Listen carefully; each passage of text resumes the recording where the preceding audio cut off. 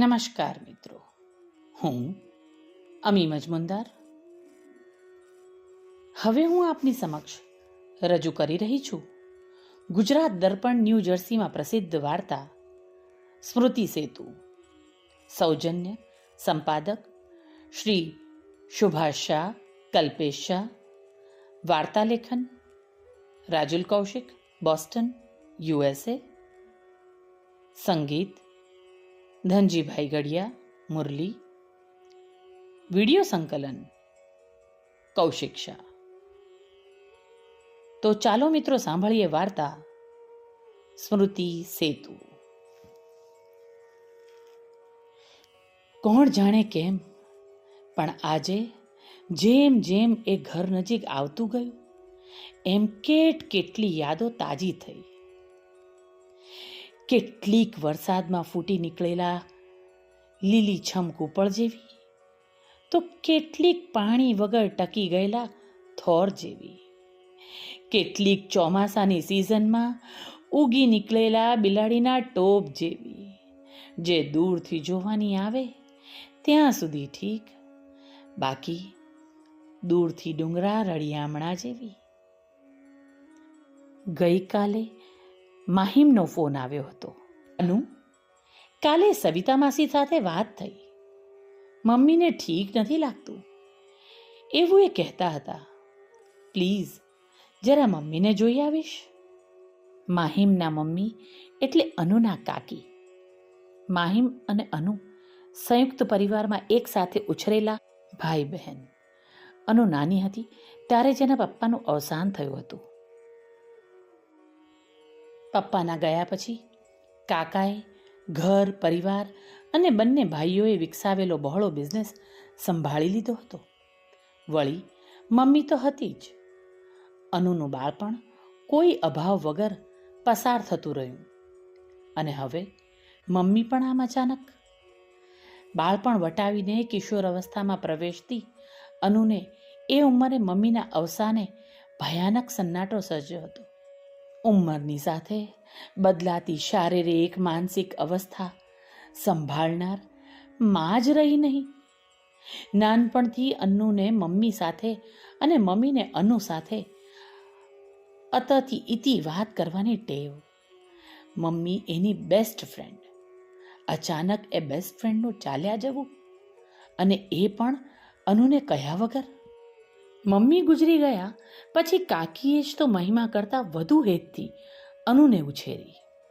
અનુના સ્કૂલેથી પાછા આવવાના સમયે જો મમ્મીને ક્યાંય જવાનું હોય તો સવારથી અનુને કહી રાખતી. કદાચે જો કહેવાનું રહી ગયું હોય તો અનુ આખા ઘર માથે લઈ લેતી. ત્યારે કાકી એના ટેન્ટ્રમ સાચવી લેતા.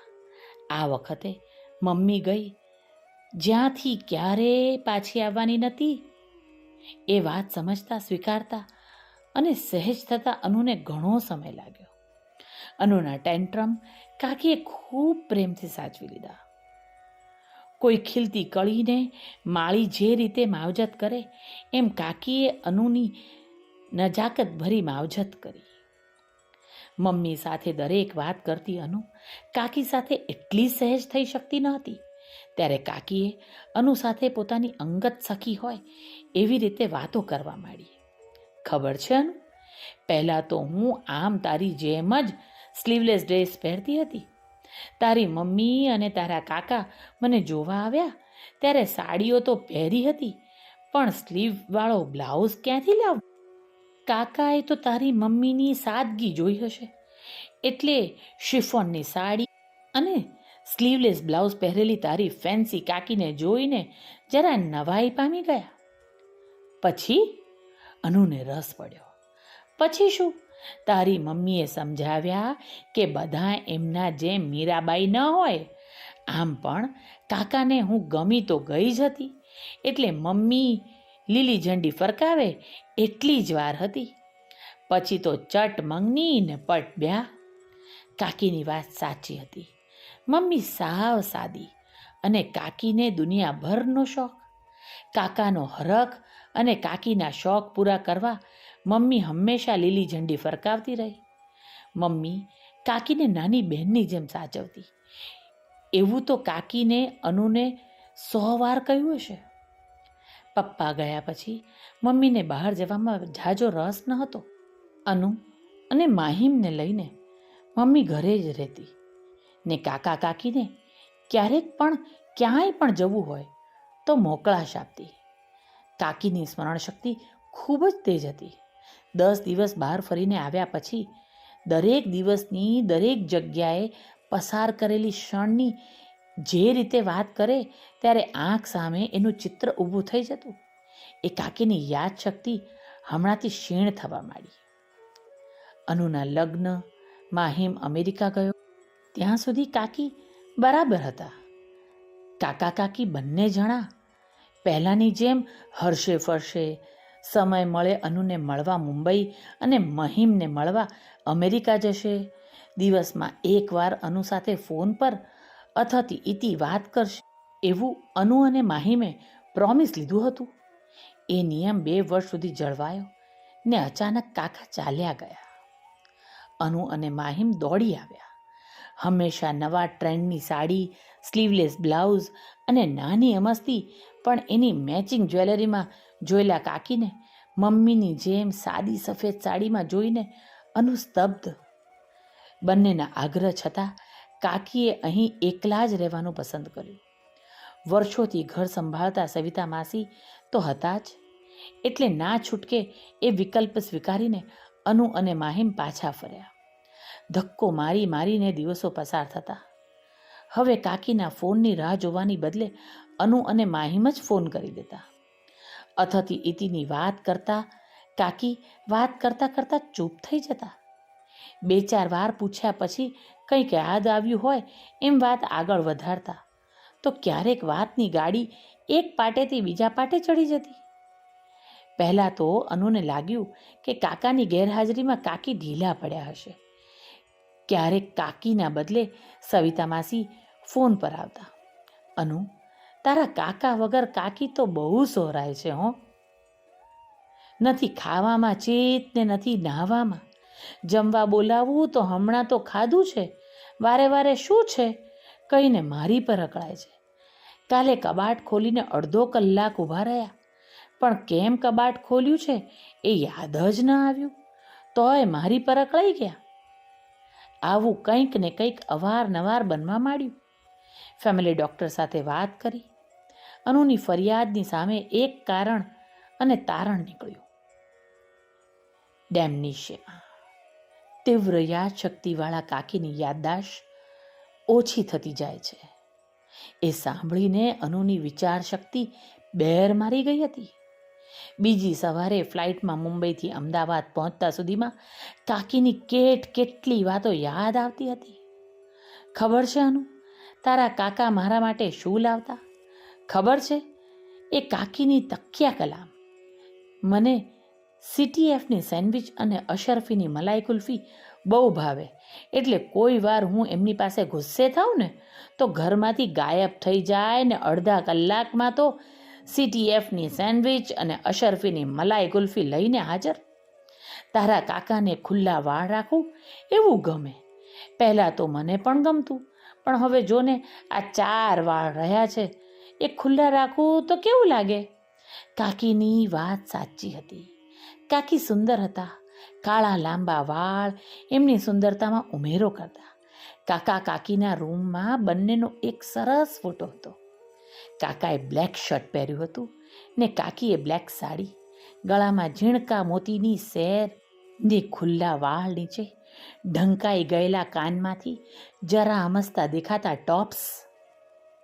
કાકીના રૂમમાં પેસતા જ દૂર ટેબલ પર મૂકેલો ફોટો આજે કાકીના બેડસાઇડ ડ્રેસર પર હતો. એ જોઈને અનુની આંખ ભીની થઈ ગઈ. પલંગમાં પડ્યા કાકી એક નજરે છત સામે તાકી રહ્યા હતા. કાકી ચંચળ હતા. વાતો કરતાં કરતાં સતત એમની આંખો, ડોક બધું જ રિધમેટિકલ હાલ્યા કરતું. એ કાકીએ આજે પાસે ઊભેલી અનુની હાજરી સુદ્ધાની નોંધ ન લીધી. કાકી. કાકીએ અનુની સામે જોયું. એમની આંખોનો શૂન્યાવકાશ જોઈને અનુ છળી ઉઠી. અનુ, ક્યારની એમને નાહવા જવા વિનવું છું. સાંભળવાની વાત તો દૂર, સામે નથી જોતા. હું 25 વર્ષની હતી ત્યારથી આવી છું. 25 વર્ષથી આ ઘરમાં છું. કોને શું જોઈશે, કોને શું ગમશે, એને રગે રગની ખબર છે. પણ અત્યારે એમને શું જોઈશે કે શું ગમશે એની મને ગમ નથી પડતી. સવિતા માસીની આંખની કોર ભીની હતી. કાકી, CTFની સેન્ડવિચ અને અશરફીની કુલ્ફી ખાઈશું ને? અનુ સામે નજર કરી ત્યારે કાકીની આંખમાં ચમક હતી. અનુએ હાથ પકડીને કાકીને બેઠા કર્યા. આછા થઈ ગયેલા વાળની ચમક અકબંધ હતી. હાથથી જ અનુએ વાળ સરખા કરીને ક્લિપ ભેરવી. સવિતા માસી, ડૉક્ટર કાકાને મળીને કાકીની ટ્રીટમેન્ટ સમજી લઈશ. આ સોમવારની આપણા 3ની મુંબઈની ટિકિટ બુક કરાવું છું. 4 દિવસમાં બધું આવરી તો લેવાશે ને? અનુ, તું જે જવાબદારી લેવાની વાત કરે છે એ કેટલી કપરી છે એ જાણે છે ને? ડૉક્ટર કહેતા હતા કે ધીરે ધીરે બધું જ, અને કદાચ બધાને ભૂલવા માંડશે. કાલ ઉઠીને એ તને ઓળખશે પણ નહીં. કાકી મને નહીં ઓળખે, પણ હું તો કાકીને ઓળખું છું ને. કદાચ એ તમને, મને, માહિમને ભૂલી જશે, પણ મારી સવાઈ માં છે એ હું કેવી રીતે ભૂલું? અને તમે જેને જવાબદારી કહો છો એ એમની સાથેનો મારો જે સ્મૃતિ સેતુ છે એની પર હું એકલી જ નહીં, પણ એમની દરેક ભૂલતી યાદોને હાથ પકડીને પાર ઉતરતી જઈશ. કાકી કદાચ શબ્દો ભૂલી જશે, ચહેરા ભૂલી જશે, પણ સંબંધોનો સ્પર્શ ક્યાંક અંદર તો જીવંત હશે જ ને. હું એ સ્પર્શ બનીને એમની પાસે રહીશ. અનુની આંખમાં આંસુ નહોતા, એક નિર્ણય હતો. અનુએ કાકીની સામે વહાલથી જોયું. ક્ષણભર માટે એમની આંખમાં ચમક આવી, જાણે નિસ્મૃતિના ઘોર અંધકારમાં કોઈ નાનકડી દીવાદાંડી પ્રગટી હોય. ક્યાંક અંતરમાં કોઈ ઓળખાતી લાગણી હજી બાકી હતી. સવિતા માસી એકટક બનીને જોઈ રહ્યા. અહીં શબ્દોથી વધુ ઊંડો એક સંબંધ બોલતો હતો. ઘરની બહાર સાંજ ઢળી રહી હતી, પણ અનુના મનમાં એક નવો દીવો પ્રગટ્યો હતો. સ્મૃતિનો, સંબંધનો અને અવિરત પ્રેમનો. વાર્તા લેખન રાજુલ કૌશિક, બોસ્ટન, USA.